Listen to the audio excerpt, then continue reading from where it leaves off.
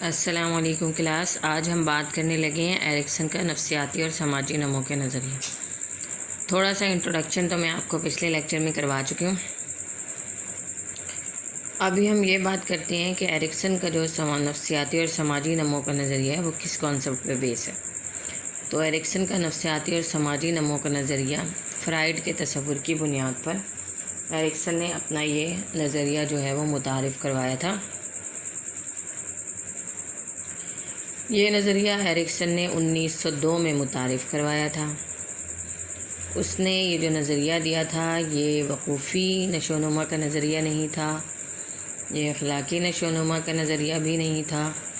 یہ تھا نفسیاتی اور سماجی نمو کا نظریہ. ایرکسن نے اس میں نشو و نما کے 8 مدارج یعنی کہ سٹیجز بتائی تھیں، اور ان 8 سٹیجز کی ایک خاص بات یا ایک کامن بات یہ ہے کہ ہر سٹیج میں ایک بحران کا ذکر ہے. اگر انسان اس بحران سے کامیابی سے نمٹ لیتا ہے تو وہ اگلی نشو و نما کے درجے میں داخل ہو جاتا ہے، اور اگر وہ نشو و نما کے اس دور کے اسپیسیفک بحران سے نپٹنے میں ناکام ہو جاتا ہے تو پھر وہ اگلی سٹیج میں داخل نہیں ہو پائے گا. بحران نمبر 1، اعتماد بمقابلہ بے اعتمادی. کیونکہ یہ جو سٹیج ہے بحران نمبر 1 کی، یہ پیدائش سے لے کر 1.5 سال تک کی عمر کی سٹیج ہے. آپ کو پتہ ہے اس ایج میں بچے کی جو ضروریات ہیں وہ 2 ہی ہوتی ہیں. ایک تو یہ کہ جب اسے بھوک لگے تو اس کو فوری طور پر خوراک مہیا کی جائے، اور ایک جب وہ پوٹی کرے تو فوری طور پر اس کو کلین کیا جائے. اگر بچے کی دونوں ضروریات پوری نہیں کی جا رہی یا ضروریات پوری کیے جانے میں کوئی تو ہم لاسٹ لیکچر میں بات کر رہے تھے اعتماد بمقابلہ بے اعتمادی کی. تو یہاں پہ ہم یہ بتانا چاہتی ہوں میں آپ کو کہ کیونکہ یہ جو مرحلہ ہے یہ پیدائش سے 1.5 سال تک کی عمر کا ہے، اس وجہ سے بچے کی جو ضروریات ہیں وہ 2 ہی بنیادی ضروریات بتائی ہیں، جو کہ ہے کہ یا تو بچے کو خوراک کی ضرورت ہے، اور جیسے ہی بچے کو خوراک کی ضرورت ہوتی ہے اسے فوری طور پر فیڈ کرایا جائے، اور جیسے ہی بچے کی ٹوائلٹ جو ہے وہ اس کو لے کے جانا ہے یا اس کو دھلانا ہے یا اس کو وائپ سے صاف کرنا ہے تو فوری طور پر اس کی پوٹی کو صاف کیا جائے. یہ 2 ہی بچے کی ضروریات ہیں، اور اگر اس میں اس کے جو بھی کیئر گیور ہے، اس کی مدر ہے یا جو بھی ہے میڈ ہے یا گھر میں کوئی نانی یا دادی ہیں، تو جو بھی اس وقت اس کا کیئر گیور ہے وہ اگر مناسب ٹائم پر پوری طرح سے کمپلیٹلی اس کی جو ضرورت ہے، نیڈ ہے، اس کو پورا نہیں کر پاتا، اس کی نیڈ اس وقت اس طرح سے پوری نہیں ہوتی جس طرح سے پوری کی جانی چاہیے تھی. جیسے بچہ رو رہا ہے، اس کو روتے روتے 10 منٹ ہو گئے ہیں، کوئی اس کو دودھ نہیں دے رہا، آخر کار 10 منٹ کے بعد کوئی دودھ لا کے دیتا ہے، پھر دودھ بھی اتنا لا کے دیتا ہے کہ وہ اس کے پیٹ بھرنے کی جو ضرورت ہے اس کو پورا نہیں کر پاتا. تو ایسے سچویشن میں بچہ جو ہے اس بحران سے نہیں نکل پائے گا، وہ زندگی بھر کسی کے اوپر اعتماد نہیں کر پائے گا، کیونکہ اسے اس سٹیج میں اسے اپنی ماں پر ہی اعتماد نہیں ہو پایا، اور جس کو اپنی ماں پر ہی اعتماد نہیں ہو پائے گا وہ زندگی بھر کسی بھی انسان پر اعتماد کرنے کے قابل نہیں رہ جاتا. تو بحران نمبر 1 میں ہم نے دیکھا کہ اعتماد ملے گا یا اسے بے اعتمادی ملے گی. اگر بچے کو اعتماد مل گیا تو وہ ساری عمر کانفیڈنٹ رہے گا، اور اگر اس کو اعتماد نہیں ملتا اس کو اپنے کیئر گیور کی طرف سے، اپنی ماں کی طرف سے، تو وہ زندگی بھر بے اعتمادی کا شکار رہے گا. وہ مسٹرسٹ کو ہی فیس کرتا رہے گا، کسی شخص کے اوپر بھی وہ زندگی بھر اعتماد نہیں کر پائے گا. اس کے بعد ایرکسن بیان فرماتا ہے اپنا بحران نمبر 2. بحران نمبر 2 شروع ہوا ہے 1.5 سال سے اور ختم ہوا ہے 3 سال تک. اس دور کی خاص بات ہے یا تو اس ایج میں بچہ خود مختاری کی صلاحیت حاصل کرے گا، یا وہ انڈیپینڈنٹ اگر وہ کسی طرح سے کسی کمی کی وجہ سے نہیں ہو پایا ہے، اس کو وہ حالات اور مواقع نہیں ملے ہیں کہ وہ انڈیپینڈنٹ رہ سکے، ایسی سچویشن میں اس کا مقابلہ ہوگا شرم سے، جھجک سے اور شک سے۔ تو اس ایج میں بچہ جو ہے وہ نئی نئی چیزوں کو ہاتھ مارتا ہے، منہ میں لے کے دیکھتا ہے، توڑ کے دیکھتا ہے، پھینک کے دیکھتا ہے، گرا کے دیکھتا ہے، مختلف قسم کے کام کر کے صرف یہ دیکھتا ہے کہ یہ کیا چیز ہے، یہ کیسے چلتی ہے، اس کے اندر کیا بھرا ہوا ہے، کیا اس کی آنکھ ہے تو آنکھ کے پیچھے کیا ہے، آنکھ کے اندر کیا ہے، اس کے پہیے ہیں تو پہیے جو ہیں کس طرح سے لگے ہوئے ہیں، اگر کوئی انسان بیٹھا ہوا ہے تو کیا وہ انسان جو ہے وہ ہماری طرح کا انسان ہے یا کوئی اور طرح کا انسان ہے۔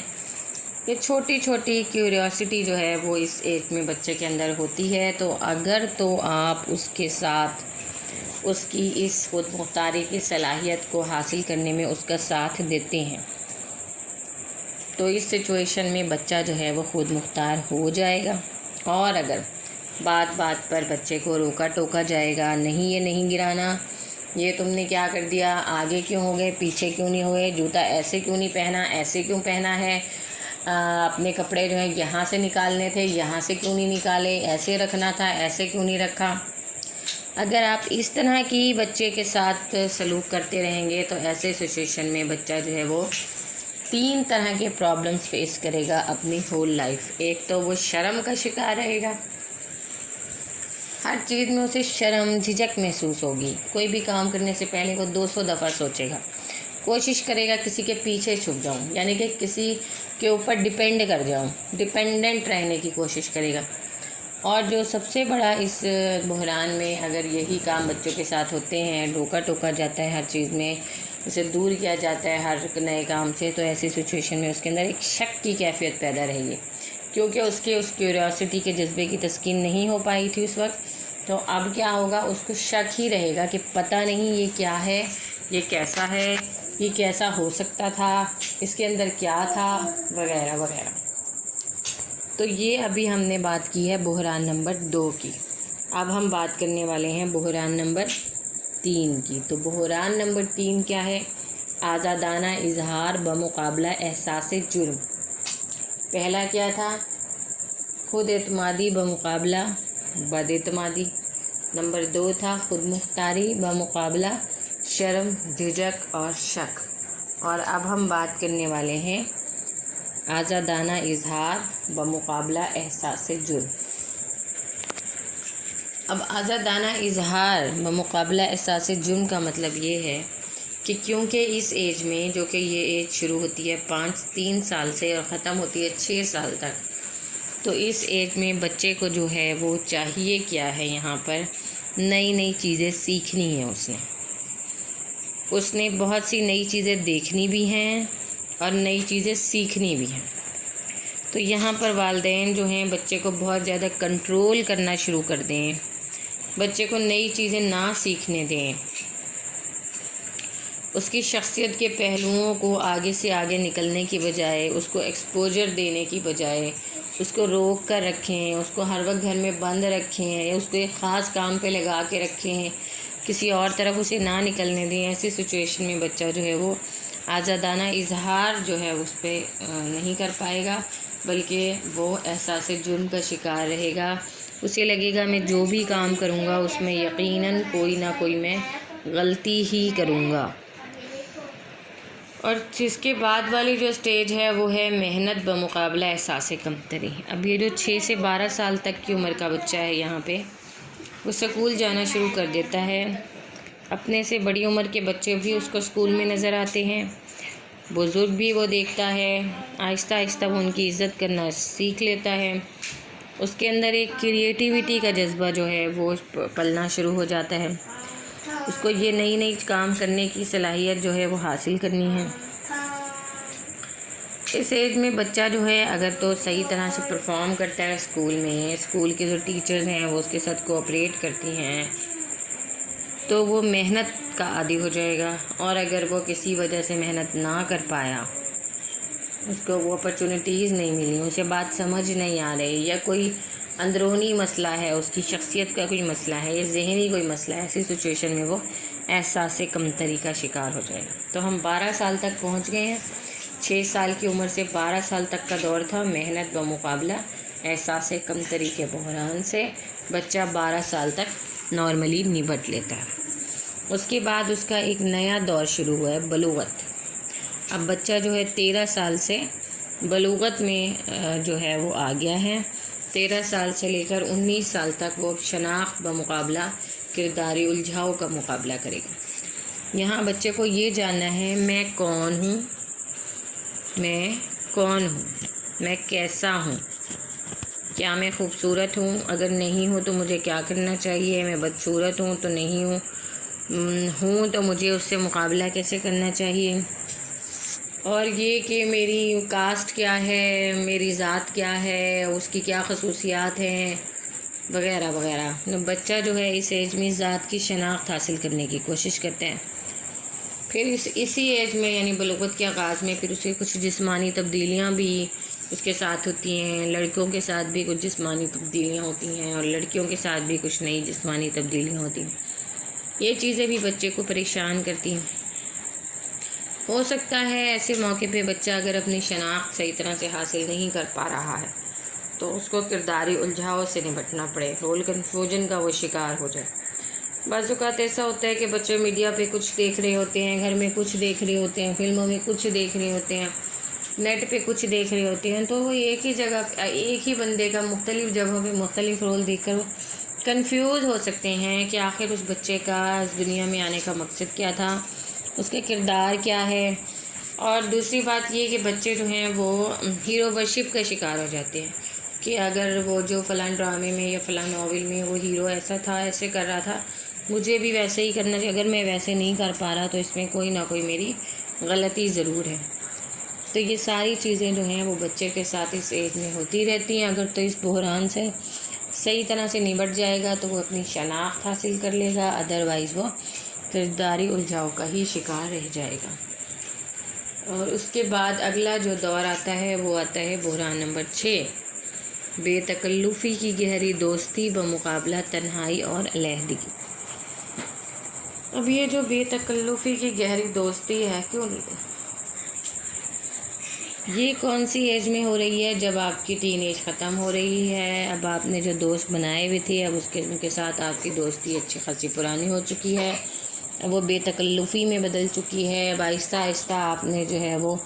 اپنا گھر بھی بسانا ہے، آپ کی شادی بھی ہونی ہے، تو اس سارے سچویشن کو ذہن میں رکھتے ہوئے آپ نے کوئی نہ کوئی ایک پارٹنر جو ہے وہ پسند کرنا ہے۔ اور اگر آپ یہ نہیں کر پاتے ایسے سچویشن میں پھر آپ تنہائی کا شکار ہو جائیں گے یا پھر لوگوں سے کٹ کے رہ جائیں گے، علیحدہ ہو جائیں گے۔ بحران نمبر 7 ہے نسل کو آگے بڑھانا بمقابلہ ٹھہراؤ۔ اب 40 سال کی عمر میں لوگوں کو نسل آگے بڑھانے کی ضرورت تو محسوس ہوتی ہے، یعنی وہ ان کی رہنمائی کرنا چاہتے ہیں، بچے پالتے ہیں، تعلیم دیتے ہیں اور اسی کو بہت زیادہ کریٹیو کام سمجھتے ہیں۔ اور اگر کوئی شخص ایسا نہ کر پائے، کسی کی اولاد نہیں ہوتی یا کوئی مسئلے مسائل ہو جاتے ہیں اولاد کے ہونے کے ساتھ، تو ایسی سچویشن میں پھر وہ اسٹیگنیشن کا یا ٹھہراؤ کا شکار ہو جاتا ہے بندہ، اور یہ بھی اس کی شخصیت جو ہے وہ کا بحران جو ہے وہ اس سے نہیں نمٹنے دیتی چیز۔ اور آخری بحران ہے ذات یا انا کی سالمیت بمقابلہ مایوسی۔ ذات یا انا کی سالمیت کا مطلب کیا ہے کہ اگر تو بندہ جو ہے وہ بحران نمبر 7 تک بخیر و خوبی نمٹ لیتا ہے تو پھر وہ اس کا مطلب یہ ہے کہ وہ اپنی زندگی سے مطمئن ہے، اور اگر ایسا نہیں کر پاتا تو وہ مایوس رہے گا، سے پچھتاوا رہے گا، کاش میں فلاں وقت پہ فلاں کام کر لیتا، میری شادی اس سے ہو جاتی، میں اس سے دوستی کر لیتا، یا میں وہاں چلا جاتا، فلاں وقت پہ مجھے اسکالرشپ کا چانس ملا تھا میں وہ کر لیتا، وغیرہ وغیرہ۔ اگر آپ اپنی انا کی سالمیت انٹیگریٹی کو نہیں حاصل کر پاتے تو پھر آپ مایوس رہیں گے۔ یہ تھی ایرکسن کا نظریہ نفسیاتی اور سماجی نشو و نما کا۔ یہاں پر میں اس لیکچر کا اینڈ کر رہی ہوں۔ انشاءاللہ اگلے لیکچر میں ہم بات کریں گے جسمانی نشو و نما کی اور پھر کوہلبرگ کے اخلاقی نمو کے نظریے کی۔